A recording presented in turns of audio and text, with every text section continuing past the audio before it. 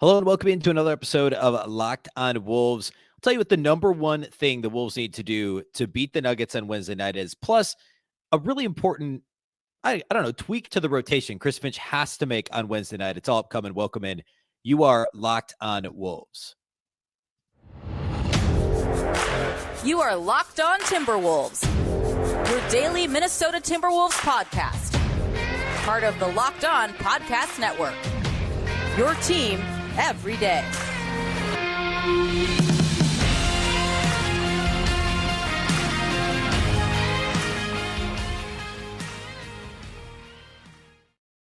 Hello and welcome to the Locked on Wolves podcast, part of the Locked on Podcast Network, your team every day. My name is Ben Beecken. I'm the host of Locked on Wolves. Today's episode is brought to us by our friends at Game Time. Download the Game Time app, create an account, and use the code LOCKEDONNBA for $20 off your first purchase. Last minute tickets, lowest price guaranteed. Happy Wednesday, everybody. Happy hump day and happy Timberwolves game day, game 2 this evening from Denver, 9 p.m. Central.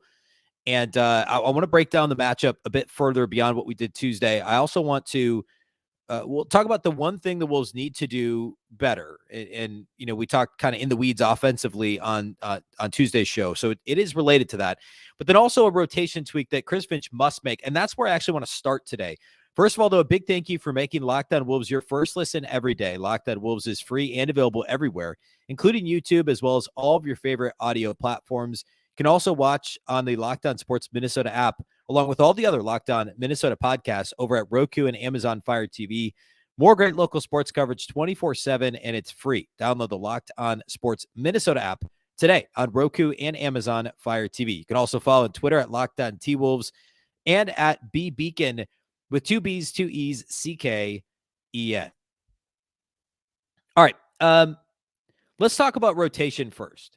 And here's why I want to start there. The Wolves did, the rotation looked different on Sunday, obviously, than we saw most of the season because of the injuries. Obviously, no Naz Reid, no Jaden McDaniels.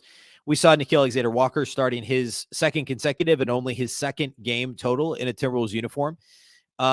We also saw Chris Finch, I don't want to say grasping at straws a little bit, but kind of, in terms of Austin Rivers trying some of those minutes.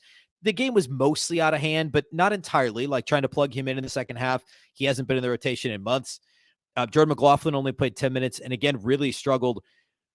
But what does Chris Finch – we also saw Jalen Noel, I should say, rejoin the rotation. He's been in and out, the knee injury primarily over the last couple of weeks. What does Chris Finch need to do on Wednesday that I think is a really important tweak? And that is making sure that the pick and roll combo that's on the floor is a combination that has proven success. And we talked a little bit on Tuesday's show about the Gobert-Conley pairing and how Conley and Gobert need to be, when they're on the floor together, that should be the primary action. This was the last part of the show on Tuesday. If you missed it, I went in a lot more detail about this. But basically, Conley and Gobert together, we know they have pick and roll chemistry. You can space the floor with Cat. But if you get into the Ant-Gobert pick and roll, Ant's passing isn't quite to where Conley is. Ant, the decision-making isn't there. The rapid decision-making certainly isn't there. Conley Cat pick and rolls are fine, but then you end up with spacing issues because Gobert is always kind of lurking in the dunker's spot. And the Wolves have yet to find the right kind of balance there. They haven't been able to pick their spots well enough. Like, for instance, Jokic played really well on Sunday, in game 1. He was able to play 2 effectively. And Jokic, he's not a great one-on-one defender, but when he applies himself, he's a really good team defender because he's an intelligent player. And we see this in his passing ability. He's understands timing, spacing, angles, all that stuff so well. And Jokic was able to kind of guard Gobert in air quotes, but also step up and affect drives from Conley and Edwards and Cat and just kind of be in the way and try and guard 2 as best he can. And the Wolves, Gobert struggled with that at times, and especially now with his, somewhat limited mobility with the back injury that hopefully doesn't impact him as much Wednesday, getting an extra day of rest in there. But the headline here, I guess, is Conley Gobert actions are good. Towns actions with almost anybody are good, except for when Gobert's on the floor, the spacing gets muddy. So the offense should run through Towns 100% of the time when Rudy Gobert's off the floor. But most of the time when Gobert's on the floor, Conley Gobert pick and roll should be what everything comes out of, with secondary actions for Ant or spotting up Towns in the quote unquote Bogdanovich role, the souped up Bogdanovich role. in the old Utah offense over the past couple, or from the past 2-3 years. That to me is part one. Part two is Karl-Anthony Towns, when he's on the floor and Gobert's off the floor, if you want to keep Conley's minutes aligned with Gobert, and also, by the way, with Kyle Anderson, because Anderson and Conley minutes together have been fantastic. I think they were like, together, the Wolves were like a plus 17 or something crazy when they were on the floor together on Sunday. I keep saying Tuesday for some reason. On Sunday in game one, the Anderson Conley minutes were really good. Conley Gobert minutes are typically really good. Towns should be on the floor with the second unit and be on the floor with at least one of Jordan McLaughlin or Jaylen Noel. Now, I'm not advocating for more Jordan McLaughlin minutes. If he doesn't play on Wednesday, I don't blame Chris Finch one bit. And I'm surprised that we're here, right? Because McLaughlin was so good for all of last season, so good in the playoffs against Memphis, really good before the injury this year. For a stretch after the injury, he was good, but he just doesn't seem right. Hasn't played well in a long time. So if McLaughlin plays, he has to play with Karl-Anthony Towns. If he doesn't play, Jaylen Noel should be getting those de facto backup point guard minutes when Conley takes a rest. And I'm totally fine with Jaylen Noel initiating offense, especially for a team that scored 80 points on 37% shooting on Sunday. Give Jaylen Noel minutes. Give him minutes with Karl-Anthony Towns. I've talked about this on the show quite a bit, but it's been a little while. So let's revisit those two-man numbers, Karl-Anthony Towns and both Jordan McLaughlin and Jaylen Noel. Last season, the Timberwolves' best two-man pairing on the entire team, not just for Towns, not just for Jaylen Noel, their best two-man pairing was Karl-Anthony Towns and Jaylen Noel. Now, it's only 400 minutes together, 398 minutes exactly. So not a huge sample, but they were a plus 12.4. And that success continued this year. Obviously, a much smaller sample because each of them dealt with injuries. But in 166 minutes, they were a plus 9.5. So yeah, it's a tiny sample. But Jaylen Noel, I've often said, is a cross between, and he's not as good as either of these players, but he's a cross between the way he plays D'Angelo Russell and Anthony Edwards. So it makes sense that he'd sync well with Karl-Anthony Towns. And the cliff notes on why I believe that are he can score at all three levels. He's not quite as athletic, obviously, as Ant. He is more athletic than D'Lo. I think he's just as good in the mid-range, in my mind, as D'Angelo Russell. Not quite as dynamic at the rim as Ant, not quite as good of a shooter as D'Lo in general. But there's elements to both of those games that fit well with Jaylen Noel. He's not quite the passer that D'Lo is either, but he's shown the ability to do it. So Towns and Noel should be playing together. If Noel plays, it's got to be with Towns, and Gobert should be off the floor. I don't think there's any need to put Noel on the floor with Rudy Gobert. The second piece of that is Jordan McLaughlin. If Jordan McLaughlin plays, last year in 370 minutes, so small-ish sample, slightly less than the Noel sample, Towns and McLaughlin were a plus 8.5. They were actually Towns' two best two-man lineups were Jordan McLaughlin and Jordan McLaughlin and Jaylen Noel last season. This season, Towns and McLaughlin together played 191 minutes together. Again, a smaller sample due to injuries for both, a plus 18.1. They're Towns' best two-man lineup this season. So his best two-man lineup last year was Noel. His second best was McLaughlin. This year, his best is McLaughlin, and Towns and Noel together are still his third best behind smaller samples with Alexander Walker and Mike Conley. So again, effectively, the best two guards that Towns plays with from a net rating standpoint have been Jaylen Noel and Jordan McLaughlin. I'm not saying that Jaylen Noel and Jordan McLaughlin should pull minutes from like Mike Conley or even from Alexander Walker or even from Taurean Prince necessarily. What I'm saying is the way the rotation should work is when Gobert's off the floor, the offense runs through Karl-Anthony Towns, and he's on the floor with one of, or both, potentially, McLaughlin and Noel. The only way that McLaughlin and Noel should be playing is if they're on the floor with Karl-Anthony Towns. The way that these lineups need to be staggered is Conley is playing with Gobert. Towns is playing with some combination when he's on the floor with no Gobert of McLaughlin and Noel. And maybe that's only 12 minutes in the game. Maybe it's 14 minutes. Maybe it's 8 minutes. I don't know.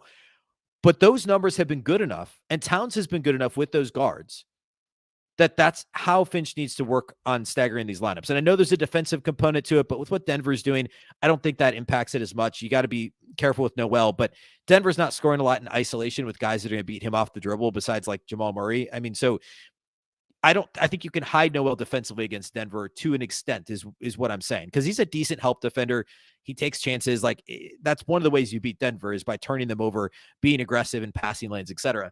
So I think you can make the argument for more Jaylen Noel minutes, and shooting 37% from the field and 30% from three and scoring 80 points on Sunday is just another reason to give more minutes to Jaylen Noel. All right. I want to dive a bit more into some other keys. The other thing that I referenced that the Wolves must do better related to Jaylen Noel and Jordan McLaughlin as well, by the way.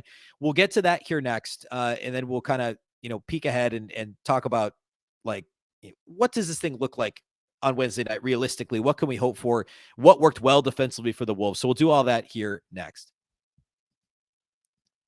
Today's episode of Locked On Wolves is brought to us by our friends at Ultimate Pro Basketball GM. Ultimate Pro Basketball GM is the coolest game that I've played in a long time. I've always thought that I could be a great NBA GM. As it turns out, it's not actually that easy. Tim Connolly would tell you the same thing based on how this season has gone. If you've had the same thought and have fantasized about managing your own basketball franchise, go download Ultimate Pro Basketball GM right now. The game allows you to manage every strategic aspect of a franchise, playing through seasons and leading your franchise and fans to glory as you build a historic dynasty. In the simulation, you're responsible for everything from challenging personalities like players and coaches to hiring the right coaches and assistants, trading and training players, making draft picks, navigating your franchise through free agency and the draft, and all the ups and downs of multiple seasons. You can play all this in a challenging and realistic game world. Ultimate Pro Basketball GM is completely free and playable offline. Play on the go as you want and when you want to. There's a big Locked On NBA host league going on, super competitive, as you might expect. Find some friends and go sign up at Ultimate Basketball GM.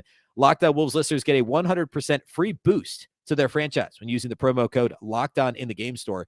Make sure to check it out. Download the game. Visit probasketballgm.com. You can scan the code here if you're watching on YouTube in the corner of the screen. You can also look it up on the app stores. That's probasketballgm.com. Ultimate Basketball GM. Start your dynasty today.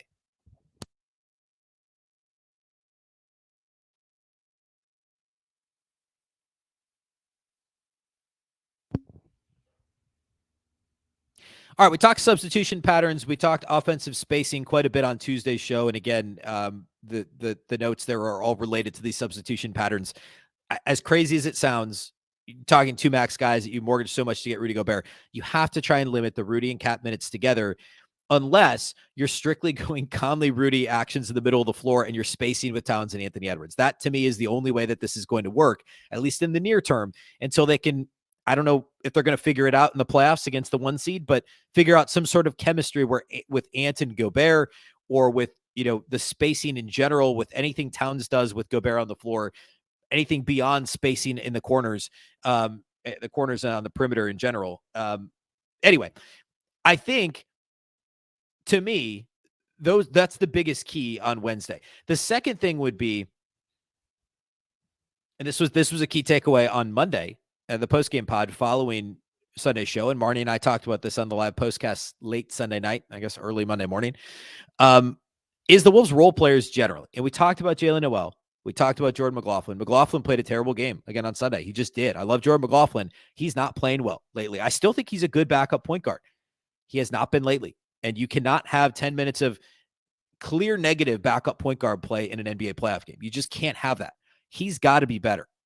He's got to be better. Offensively, defensively, he's turned the ball over a bunch lately. Like, it's just weird Jordan McLaughlin stuff. It's got to be fixed. Jaylen Noel, I think, should absorb some of those minutes. I thought he played generally pretty well Tuesday. He played pretty well Sunday. I keep saying Tuesday. I'm stuck on that Lakers game last Tuesday. Last Tuesday against the Lakers, I thought the Jaylen Noel minutes were, I'm sorry, I guess it was the Thunder playing game he played in. Those Jaylen Noel minutes were good.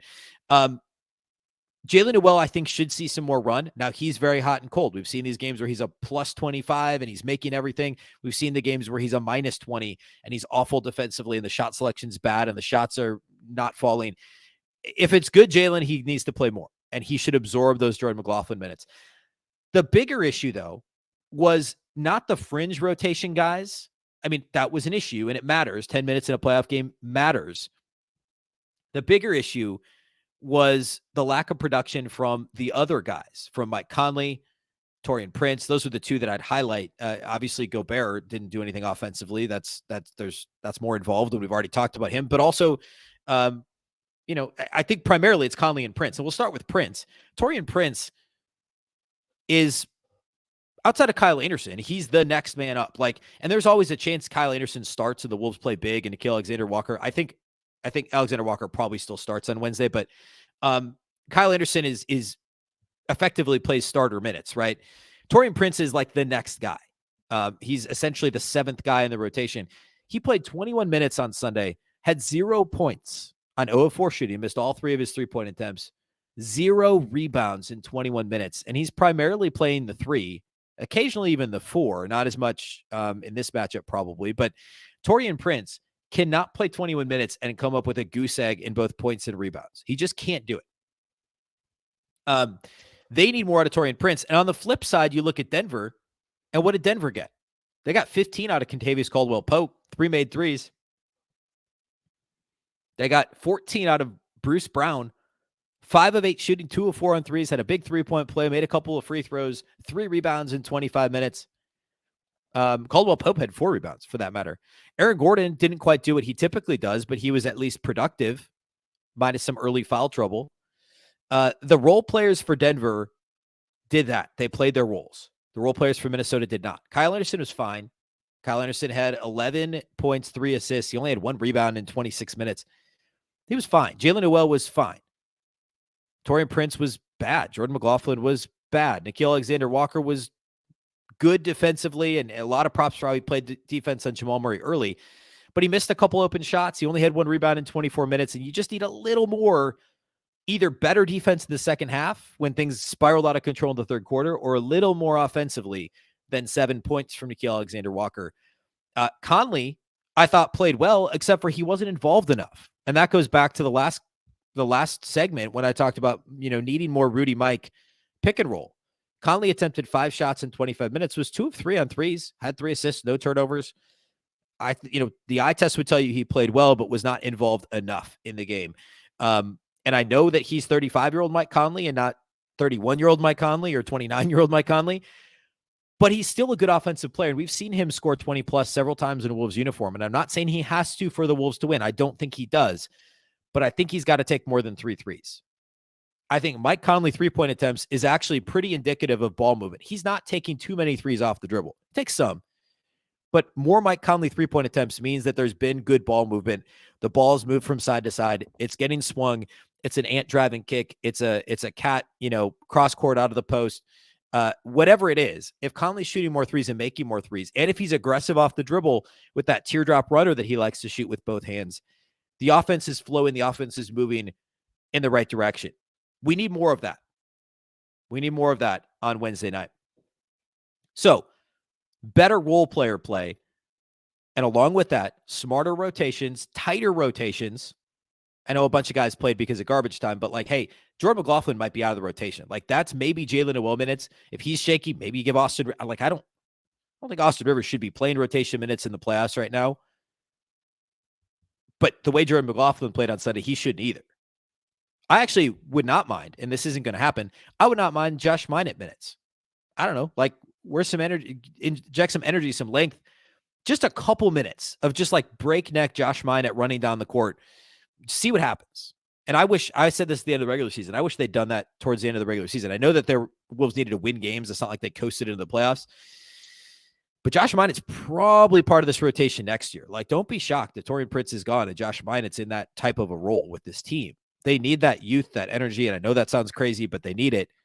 Josh Minott can give them that in very short doses. I'm not advocating for 20 minutes of Josh Minott. I'm advocating for 5.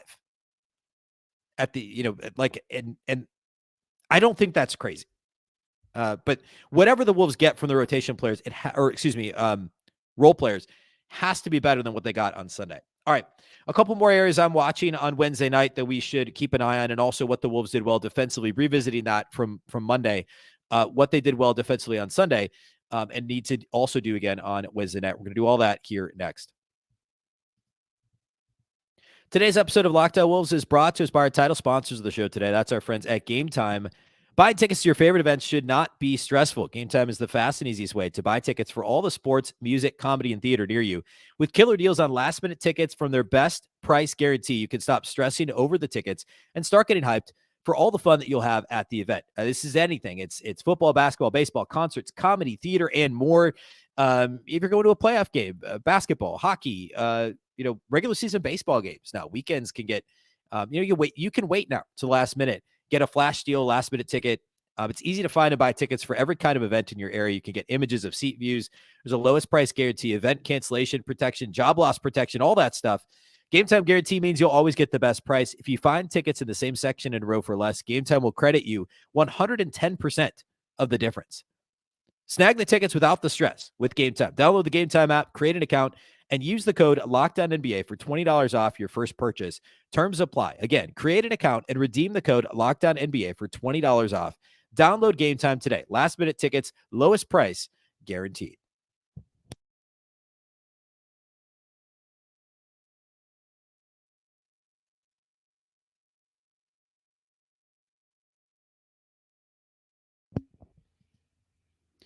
All right, couple other categories the Wolves need to play much better in or need to succeed in at a higher rate, I guess, on Wednesday. Free throw rate. Talked about this a little bit both on Monday and Tuesday. The Wolves only attempted 16 free throws in Sunday's game, and this was I appreciated the officiating actually in general because I thought that it was mostly hands off. And so I want to be clear, like I don't want a whistle fest unless it's because the Wolves are being ultra aggressive in forcing the issue. And yeah, Jokic fouled out. Gordon was in some early foul trouble. Ant was a little bit as well. But in general, I mean, there were only, 33 combined free throws between the two teams. The Wolves attempted 16. The Nuggets attempted 17. Totally fine with me. However, the Wolves were in the bonus with 8.5 minutes left in the second quarter and attempted 4 free throws for the rest of the second quarter. Like that level of aggressiveness needs to go up for Anthony Edwards, especially. He needs to be turning corners, getting to the basket, looking to score. Cat only attempted 2 free throws the entire game. He shot a bunch of jumpers, 7 3-pointers, only 8 2-point attempts for Karl-Anthony Towns, and he missed both of his free throws when he did get to the line. There were a couple plays early where I thought Towns was getting fouled by Jokic, and, Jokic got a similar call on the other end. I mean, Nikola only shot 3 free throws himself in this game, but so I'm not at all suggesting it was lopsided, and I like that they're letting them play, but Towns and Ant especially have to combine for more 8 free throws if the Wolves are going to have a shot to score, certainly they should score more than 80 points like they scored on Sunday. But to be the most efficient version of the Wolves offense, they need to get to the line a bit more. On the season, the Wolves free throw rate it was lower than certainly Chris Finch would want it to be, but they averaged 24 free throw attempts per game, and again, only shot 16. So that's 8 less than their season average in terms of free throws per game. The Wolves just have to be more aggressive going to the basket. That's number one. They also were crushed in the paint and on the glass. They were minus 16 on the glass. They have to be able to put a body. Like Joker is 14 rebounds, fine. I mean, Gobert got 13. They should effectively cancel each other out. Towns actually had 10 rebounds, which we haven't seen him get double-digit rebounds nearly enough this year. The problem is everywhere else is where the Wolves have been struggling to rebound the ball this year. Michael Porter Jr. had 11 rebounds. Anthony Edwards had 2. Now, he only played 28 minutes, foul trouble, then the garbage time blowout, so he's off the floor. But the Wolves starting backcourt, or I should say everyone but Towns and Gobert, Conley, Alexander Walker, and Edwards combined to grab 7 rebounds. Mike Conley was the Timberwolves' 3rd leading rebound in this game with 4. Off the bench, Kyle Anderson had 1 rebound in 26 minutes. Taurean Prince had 0 rebounds in 21 minutes. You can't have your top 2 bench players, one of whom, Kyle Anderson's playing the 4 a lot when he's on the floor. They can't combine for 1 rebound in 47 minutes. That is not a recipe to beat the Denver Nuggets, or anybody for that matter. Aggressiveness on the glass, aggressiveness in the paint goes along with that, and more free throw attempts. And then, of course, turnovers. We talked about this on Tuesday's show. The Wolves only turned it over 11 times. You can win only turn it over 11 times, but Denver played such a clean game offensively. They only turned it over 10 times. And when the Wolves beat Denver back in the beginning of January, a full-strength Denver team, they forced 14 turnovers from the Nuggets, and they turned those turnovers into points. The Wolves only had 3 fast break points in game 1 on Sunday. Denver turned it over 10 times. You have to get more points off turnovers. And yeah, Denver had some dead ball turnovers, some offensive fouls, things like that. But the Wolves have to take advantage of Denver turnovers. Points off turnovers, points in transition, and then limiting their own turnovers are all key to this game on Wednesday night. Defensively, I thought the Wolves generally did a really good job. I mean, Denver shot 45% from the floor, 41% from 3. But especially in the first half, Minnesota's defense was good. I thought it was totally fine. The way that Alexander Walker defended Jamal Murray early, I thought in general, the guys they had on Joker did a good job trying to make him into a scorer instead of a distributor. So I was totally fine with how the Wolves defended Jokic and how they started against Jamal Murray. Transition defense struggled again. That was probably the biggest issue as Denver built that, that lead that turned into, 11 at halftime. Transition defense was a major issue there.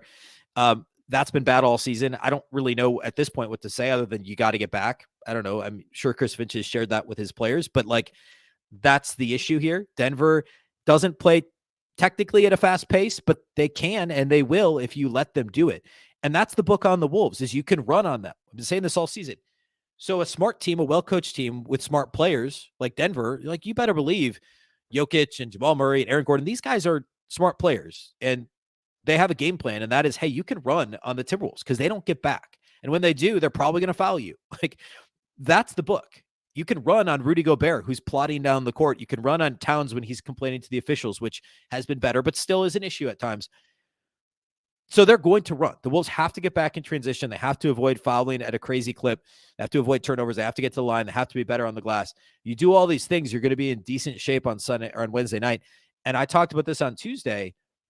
The Wolves beat Denver on January 2nd, a full-strength Denver team on the second night of a back-to-back, but a Denver team that was in the midst of a 12 out of 13 game win streak period of winning there. The Wolves can win this game on Wednesday. And if you win that second game with momentum coming back to Minnesota on a Friday night, you're in decent shape. You're in decent shape. And so Wednesday's such a huge game. Obviously, it's ridiculous to say that, honestly, at this point. It's the playoffs, obviously. But it's a winnable game for Minnesota. If they do all those kind of baseline things, put yourself in the game, anything can happen down the stretch. And that's what we'll be hoping to see. We'll, of course, go live on the postcast, myself and Marnie Geller from Valley Sports North. It'll probably be about 45 minutes to an hour after the game, so call it 12:15, maybe a little later a.m. Wednesday into Thursday. We'll go live on Locked On Sports Minnesota on YouTube. If you can't watch it live, you can catch the audio after the fact on this feed, Locked On Wolves, wherever you listen to the podcast. You can find that show, the postcast. So. And then, of course, we'll do the full post-game podcast as Thursday's show as well. So that'll post early Thursday morning, win or loss. A big thank you for making Locked On Wolves your first listen every day. Of course, this show is free and available everywhere, including YouTube, as well as all of your favorite audio platforms. You can also watch the show on Locked On Sports Minnesota on both Roku and Amazon Fire TV. That's our own app, a Locked On Sports Minnesota app on Roku and Amazon Fire TV. You can follow on Twitter at Locked On T-Wolves and also my account, which is at Beecken with 2 B's, 2 E's, CK. Thanks again for making us your first listen every day. Of course, every dayers tomorrow, we will have the post-game podcast following the game. So tune back in for that. A big thank you for listening to the show. Of course, this show is part of the Locked On Podcast Network. Remember, the Locked On Network is your local experts on all the biggest stories. Once again, I'm Ben Beecken. This is the Locked On Wolves podcast, and we'll catch you next time.